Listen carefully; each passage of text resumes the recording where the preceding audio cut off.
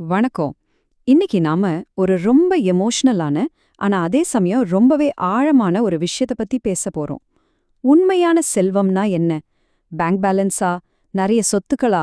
கண்டிப்பா இல்லைங்க. இன்னைக்கு நாம பார்க்க போற ஒரு தாயின் கடைசி ஆசை அப்படிங்கிற இந்த கதை, நம்ம அன்றாட வாழ்க்கையில நாம எதெல்லாம் செல்வம்னு தப்பா நினைச்சிட்டு இருக்கோம் அப்படிங்கறத ரொம்ப அழகா, ஆழமா நமக்கு உணர்த்த போகுது. உங்ககிட்ட ஒரு கேள்வி கேக்குறேன். ஒரு தாயோட கடைசி ஆசைக்கு என்ன மதிப்பு இருக்கும்னு நீங்க நினைக்கிறீங்க?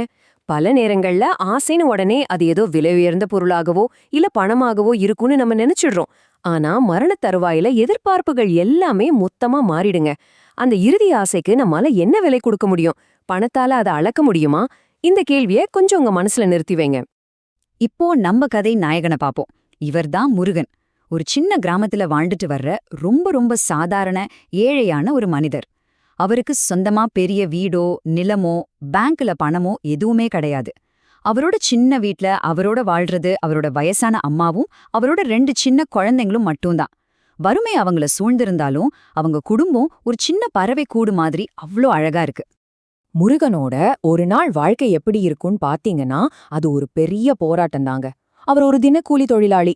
சூரியன் உதிக்கிறப்பவே வேலைக்கு கிளம்பினா, ராத்திரி இருட்டின பிறகுதான் வீடு திரும்புவார். அவ்ளோ வறுமை, அவ்ளோ கஷ்டம். ஆனா இவ்ளோ உடம்பு வலியும் பணக்கஷ்டமும் இருந்தாலும், அவர் ஒரு விஷயத்துல மட்டும் கொஞ்சம் கூட சமரசம் பண்ணிக்கவே இல்ல. தன் வயசான அம்மாவ ஒரு சின்ன குழந்தைய போல ரொம்ப கவனமா பாத்துக்கிட்டாரு. அவரோட வறுமை, அவரோட பாசத்தை ஒருபோதும் குறைச்சிடல. ஆனா வாழ்க்கை எப்பவும் ஒரே மாதிரி போறதில்லையே. திடீர்னு ஒரு நாள் முருகனோட அம்மாவுக்கு உடம்பு ரொம்ப முடியாம போயிடுச்சு. பதறி போய் டாக்டர் கிட்ட கூட்டிட்டு போனப்போ அவர் சொன்ன வார்த்தைகள் முருகனோட தலையில இடி விழுந்த மாதிரி இருந்துச்சு. அவங்களுக்கு இன்னும் கொஞ்ச நாள் தான் இருக்கு. இந்த ஒற்றை வாக்கியம் முருகனோட உலகத்தையே அப்படியே உறைய வச்சிடுச்சு. தன் அம்மாவை தவிர வேற எந்த செல்வமும் இல்லாத ஒரு ஏழைக்கு இந்த வார்த்தைகள் எவ்ளோ பெரிய வலிய குடுத்திருக்குன்னு கொஞ்சம் நினைச்சு பாருங்க. அன்னிக்கு ராத்திரி மரணத்தின் விளிம்பிலிருந்த அந்த அம்மா தம் மகன் முருகனை பக்கத்துல கூப்பிட்டாங்க. அவங்க கேட்ட அந்த கடைசி ஆசை இதுதான். மகனே, நான் சாகிறதுக்கு முன்னாடி நம்ம குடும்பம் எல்லாம் ஒன்னா சேர்ந்து சந்தோஷமா சிரிக்கிற அந்த முகங்களை ஒரு தடவை பார்க்கணும்பா. அந்த தாய் பணத்தையோ நகையையோ கேட்கல. வறுமையால அவங்க குடும்பம் தொலைச்சிட்ட அந்த சிரிப்ப ஒரு முறை பார்க்க ஆசைப்பட்டாங்க. இந்த வார்த்தைகளை கேட்டதும் முருகனோட மனசு சுக்குநூறா உடைஞ்சு போயிடுச்சு. அம்மாவோட அந்த ஆசைய கேட்டதுமோ முருகன் சும்மா இருக்கல. அடுத்த நாளே அதை நிறைவேத்த இறங்கிட்டார்.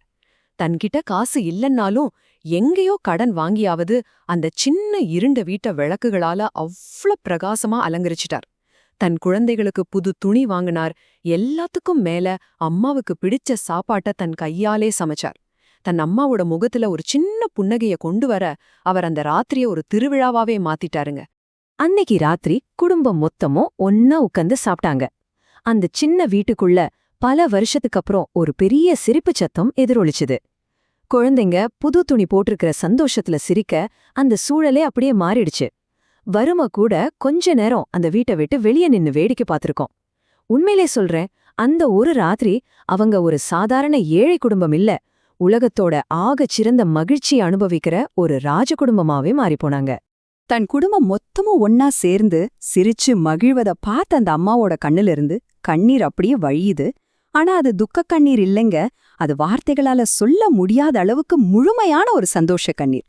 தன் வாழ்க்கையில கண்ட மிகப்பெரிய ஆசை நிறைவேறிடுச்சு அப்படிங்கிற திருப்தி அவங்க முகத்துல அப்பட்டமா தெரிஞ்சது. தன்னோட குடும்பத்தோட புன்னகைய விட சிறந்த செல்வம் இந்த உலகத்துல வேற எதுவுமே இல்ல அப்படிங்கறத அந்த தாய் ரொம்ப நல்லா உணர்ந்திருந்தாங்க. அந்த சிரிப்பை பார்த்ததுக்கு அப்புறம் அந்த தாய் ரொம்ப மெதுவா ஒரு ஆழ்ந்த நிம்மதியோட சொன்ன வார்த்தைகள் தான் இது. இப்போ நான் நிம்மதியா போவேன். ஒரு மனிதனோட ஆன்மா எப்போ முழுமையான அமைதியை அடையும் அப்படிங்கறத இந்த வார்த்தைகள் நமக்கு ரொம்ப அழகா சொல்லுது. மனசுல எந்த ஒரு குற்ற உணர்ச்சியோ நிறைவேறாத ஆசையோ இல்லாம தாம் பிள்ளைங்க முகத்துல சந்தோஷத்தை பார்த்த திருப்தியோட விடைபெற தயாராயிட்டாங்க அந்த தாய். அந்த மகிழ்ச்சியான ராத்திரி முடிஞ்சது. அந்த அம்மா சொன்ன மாதிரியே அதே ராத்திரி தூக்கத்திலேயே அவங்களோட உசுறு பிரிஞ்சிடுச்சு. எந்த ஒரு வலியும் கஷ்டமும் இல்லாம தன்னோட கடைசி ஆசை நிறைவேறின முழுமையான அமைதியோட அவங்க விடை பெற்றுட்டாங்க. ஒரு தாயோட அன்பும் அவங்களோட ஆசையும் எவ்வளவு தூய்மையானது அப்படிங்கறத இந்த மரணம் நமக்கு ரொம்ப அமைதியா உணர்த்திட்டு போகுது. காலையில விடிஞ்சதும் தன் அம்மாவோட பிரிவ பார்த்த முருகனால தாங்க முடியல. கதறி அழுதார். அம்மா, இன்னும் கொஞ்ச நாள் இருந்திருக்கலாமேம்மா அப்படின்னு அவர் அழுத அந்த சத்தம் ஒரு மகனோட தவிப்ப காட்டுது. தான் எவ்வளவு கஷ்டப்பட்டாலும் சரி தான் அம்மா தான் கூடவே இருக்கணும்னு ஒரு புள்ள ஏங்குற அந்த உண்மையான பாசத்தை இந்த வார்த்தைகள் சுமந்து நிக்குது. அந்த தாயோட இழப்பு அவர் வாழ்க்கையில ஒருபோதும் யாராலையும் ஈடு செய்ய முடியாத ஒரு பெரிய வெற்றிடத்தை உருவாக்கிடுச்சு. ஆனா பாத்தீங்கன்னா, அந்த தாய் இருந்துட்டாலும் அவங்க விட்டுட்டு போனது வெறும் துயரத்தை மட்டும் இல்ல. அவங்க இறக்கறதுக்கு முன்னாடி பார்த்தாங்க இல்லையா அந்த குடும்பச் சிரிப்பு. அது அந்த சின்ன வீட்டுக்குள்ள ஒரு வாழ்நாள் முழுசுக்கும் அழியாத ஒரு நினைவா மாறிப்போச்சு. முருகன் ஒவ்வொரு முறை தான் வறுமைய நினைச்சு வருந்தும் போதும் தான் அம்மா கடைசியா சிரிச்ச அந்த முகமும் அவங்க கொடுத்த ஆசீர்வாதமும் அவருக்கு ஒரு மிகப்பெரிய பலத்தை கொடுத்திருக்கும். அந்த ஒரு ராத்திரியோட மகிழ்ச்சி அந்த வீட்டோட நிரந்தர சொத்தா மாறிடுச்சு. இங்கதான் நாம ஒரு ஆழமான விஷயத்த புரிஞ்சுக்கணும். முருகன் கிட்ட பணம் இல்ல, அவர் பொருளாதார ரீதியா ஏழைதான். ஆனா அவர்கிட்ட அளவு கடந்த பாசம் இருந்துச்சு. அதனால அவர் உண்மையான ஏழை கிடையாதுங்க. இந்த உலகம் பணத்தை வச்சுதான் ஒருத்தனை ஏழையா பணக்காரனான தீர்மானிக்குது. ஆனா உண்மையான வறுமைங்கிறது பேங்க் பேலன்ஸ் இல்லாம இருக்கிறது இல்ல, மனித உறவுகளுக்கு இடையில அன்பில்லாம இருக்கிறது தான் அப்படிங்கறத இந்த கதை ரொம்ப தெளிவா உடைச்சு காட்டுது.